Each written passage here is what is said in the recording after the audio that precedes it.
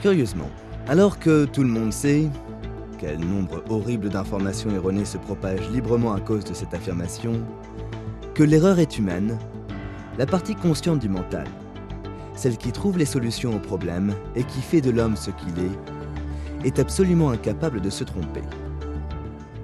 Cette découverte a engendré la stupéfaction, à tort d'ailleurs, quand elle a été faite. On aurait pu la déduire quelque temps auparavant. En effet, c'est assez simple et facile à comprendre.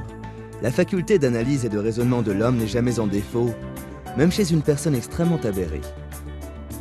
Lorsqu'on regarde une telle personne agir, on risque de supposer un peu hâtivement que ses raisonnements sont faux. Il s'agit d'une observation erronée. Toute personne, claire ou aberrée, raisonne parfaitement à partir des données qu'elle a emmagasinées et enregistrées.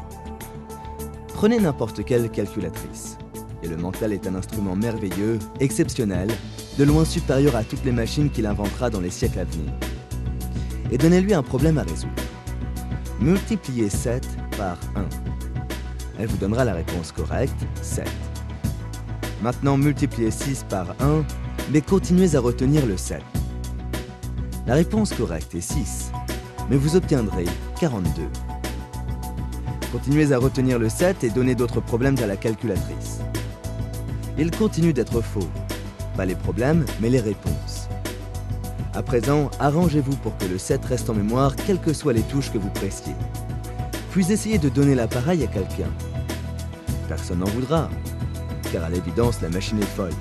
Elle dit que 10 x 10 font 700. Mais est-ce que la partie calculatrice de l'appareil se trompe vraiment?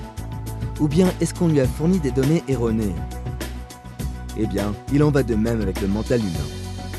Lorsqu'il est appelé à résoudre des problèmes complexes dont le nombre de variables mettrait 1000 fois en échec n'importe quelle calculatrice en l'espace d'une heure, il peut lui aussi être victime de données erronées. On introduit des données incorrectes dans la calculatrice. Elle fournit des réponses incorrectes.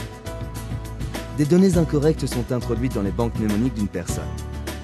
Celle-ci réagit anormalement. Donc, pour résoudre le problème des aberrations, il s'agit fondamentalement de trouver le 7 maintenu enfoncé.